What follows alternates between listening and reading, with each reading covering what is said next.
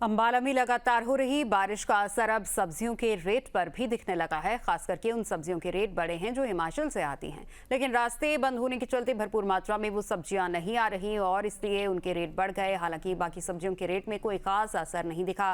वहीं सब्जी खरीदने आए लोगों की भी सब्जियों के बढ़े रेट को लेकर मिलीजुली प्रतिक्रिया सामने आई है और इस पर दुकानदारों का कहना है कि बरसात के सीजन में सब्जियों की तोड़ाई कम होने से थोड़े बहुत रेट बढ़ जाते हैं। हर बार बरसात के दिनों में अक्सर सब्जियों की पटान ना होने के कारण ये अपसेट हो जाते हैं रेट थोड़े बहुत। आलू प्याज स्टेबल है क्योंकि वो गोडाउन में है, मंदा आलू प्याज का, टमाटर भी मंदे हैं। लेकिन कई बार पहाड़ की आइटमें आने से, पहाड़ से जो आती हैं बरसात की वजह से, वो कई कारण होता है। कई बार पहाड़ी गिर गई, रास्ता जाम हो गया, उसके कारण वो आ नहीं पाती। इसी कारण थोड़ा बहुत रेट अप डाउन है। आज लगभग रेट ज्यादा फर्क नहीं है, कोई 2-4-10% का फर्क है, कोई लंबी चौड़ा नहीं। ये हर बार बरसातों में ऐसा होता है, कोई पहली बार नहीं है। जब जब बरसात के दिनों में दिक्कत आती है, सब्जी किसान अपने खेत में जाके तोड़ नहीं सकता, जिसकी वजह से ऊपर नीचे रेट हो जाते हैं। मेन पहाड़ से शिमला है, बीन है, आलू है पहाड़ का, मतलब ये मुख्य चीजें यही है। पृथ्वी है मेरा नाम। बहुत महंगी सड़क, बहुत ज्यादा महंगी, क्या क्या बताए। और जो भी लिया डबल रेट है सारी चीज की। अरबी ली, टमाटर लिया, आलू प्याज सारे लिए, बहुत महंगाई। हिसाब से तो ज्यादा ही करेंगे और महंगाई सरकार बदलनी चाहिए ना, फिर कुछ फर्क पड़ा। हाँ, ये तो राशन कार्ड भी काट के गरीबों के सबसे 2-3 लाख रुपया, 2-3 लाख बंदों के काट। हम तो रोज के आने वाले हैं, सब्जी छोटे दूध दुकानदार है। मौसम की मार की वजह से सब्जियां ऊपर नीचे होती रहती। मौसम का किसके बस का, कहीं बरसात ज्यादा, कहीं कम, कहीं धूप निकले तो कहीं बरसात हो रही है। इसी वजह से टमाटर पे असर पड़ता है, सब्जी पे कोई, अब खेतों में पानी बढ़ गया तो सब्जी काट नहीं सकता, बंदा मजबूर हो जाता है। कोई सब्जी खराब हो जाती है तो उसके रेट बढ़ने तो जाएगी। तो मौसम सब्जी कम आएगी तो रेट बढ़ जाएंगे, ज्यादा आएगी तो रेट कम हो जाएंगे। आप सब्जी लेना रोज ही आता, हमारा रोज का काम है। छोटे दुकानदार है, डेली पास की मंडी है, आना पड़ जाना। ये थोड़ी सब्जी दाम कम रखते हैं, वो बाजारों में जाओ तो महंगे है। यहाँ थोड़ा इकट्ठी 5 किलो 6 किलो सब्जी ले लेते हैं, लोकल कस्टमर भी आता है, वो आम सब्जी मिल जाती है, इकट्ठी एक जगह मिल जाती है। तो रेट बढ़ रहा है। देखो रेट इतना बढ़ा नहीं है कि 100 रुपए किलो के आप टमाटर हो, या तब होता है कि मान लो 100 रुपये प्याज हो गया, 100 रुपये टमाटर हो गया, 100 रुपये तो रेट बढ़े। अगर 25 रुपये 20 रुपये को ज्यादा रेट नहीं है, नॉर्मल है। यमुनानगर में एक दिल दहला देने वाला मामला सामने आया है। दरअसल देर शाम जब लोग पश्चिमी यमुना नहर के आसपास टहल रहे थे, तभी एक युवती ने नहर में छलांग लगा दी।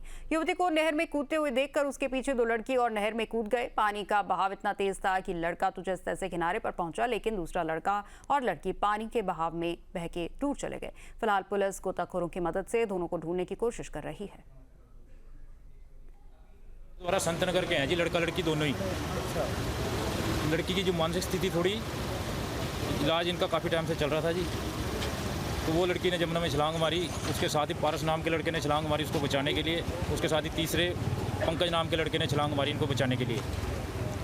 वो दोनों लड़का और लड़की बह गए और पंकज तो था वो बाहर आ गया।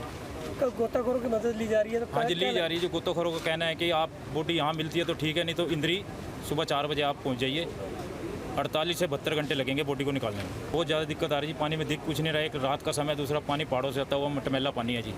सूचना ये मिली थी मेरे को, मेरा पड़ोसी है, उसके दोस्त आए हैं लड़के, ठीक है। एक लड़का और एक लड़की कूद गया। पहले लड़की कूदी है, उसके पीछे लड़का बचाने के लिए कूदा था, ठीक है। उसके बाद ये लड़की और लड़का दोनों बैठ गए। एक लड़का और गया था बचाने, वो तो शुगर टाइम से ही बाहर निकल गया, नहीं तो वो भी डूब जाता। दिक्कत तो ये कम से कम डेड बॉडी आगे निकल के पूरे छाछ है और रुकी नहीं है, यहाँ पे एकदम आगे निकली। यहाँ अभी सूचना प्राप्त हुई थी कि बाड़ी माजरा के पुल के पास एक यमुना मंदिर है, वहाँ से एक लड़का लड़की कूद गए हैं यमुना में।